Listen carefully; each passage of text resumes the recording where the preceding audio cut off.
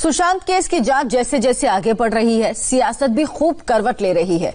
महज एक हफ्ते पहले तक सीबीआई जांच का विरोध कर रही एनसीपी के सुर बदल गए। सुशांत केस में शरद पवार के एक बयान ने शिवसेना की टेंशन बढ़ा दी है।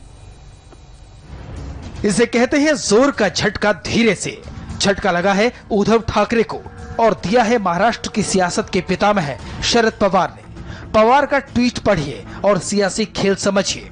सुप्रीम कोर्ट ने सुशांत सिंह राजपूत जांच प्रक्रिया सीबीआई को हस्तांतरित करने का आदेश दिया है। मुझे यकीन है कि महाराष्ट्र सरकार इस निर्णय का सम्मान करेगी और जांच में पूरी तरह से सहयोग करेगी। शरद पवार राजनीति के पुराने खिलाड़ी हैं। हवा का रुख देखकर सियासी मौसम का हाल जान लेते हैं। सुशांत केस में जनता का मूड देखकर पवार ने पलटी मार दी है। हिंदी में ट्वीट किया, अंग्रेजी में ट्वीट किया, मराठी में भी ट्वीट किया।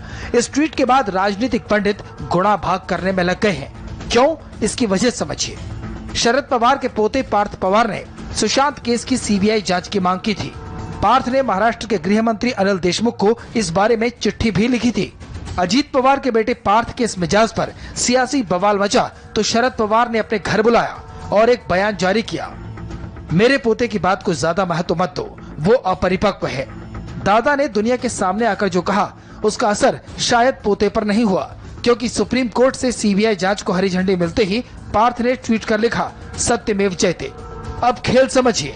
पोते के साथ साथ दादा के सुर भी बदल गए हैं। सीबीआई जांच वाली अपने पोते की मांग को इमेच्योर कहने वाले शरद पवार अपनी ही पार्टी के गठबंधन में चल रही महाराष्ट्र सरकार को सीबीआई जांच में सहयोग करने की सलाह दे रहे हैं। जिस उद्धव ठाकरे ने महाराष्ट्र में शिवसेना एनसीपी कांग्रेस गठबंधन का नेता चुने जाने पर शरद पवार का पैर छूकर आशीर्वाद दिया था, उस उद्धव को पवार ने सुशांत केस में नसीहत देना शुरू कर दिया है। इस सियासी तिकड़मबाजी के बीच उद्धव की टेंशन की दो वजह हैं। पहला, पार्थ के बयान का मतलब कहीं अजीत पवार का बीजेपी की तरफ झुकाव तो नहीं। दूसरा, सीबीआई जांच की आंच उनके घर मातोश्री तक न पहुंच जाए।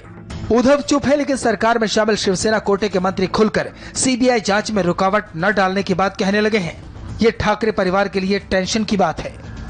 जो भी सर्वोच्च न्यायालय सबसे ऊंचा होता है, सर्वोच्च होता है, उनको उनके आदेश का पालन यहाँ हो रहा है। मुख्यमंत्री महोदय जी और राज्य सरकार ये सब जैसे जो भी सहयोग करने की आवश्यकता है, गृह मंत्री जी ने भी कहा है अपने स्टेटमेंट में। सुशांत सिंह जो है वो आत्महत्या की क्या की, मगर वो नहीं रहे दुनिया में, वो बड़ी दुख की बात है। इसलिए बड़ा दुख है।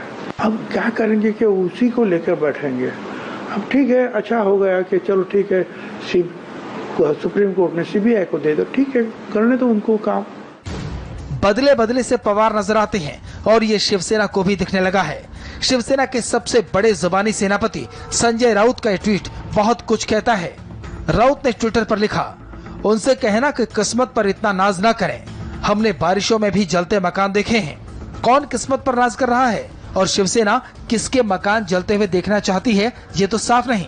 लेकिन ये साफ साफ दिख रहा है कि शिवसेना और एनसीपी के बीच कुछ तो गड़बड़ है।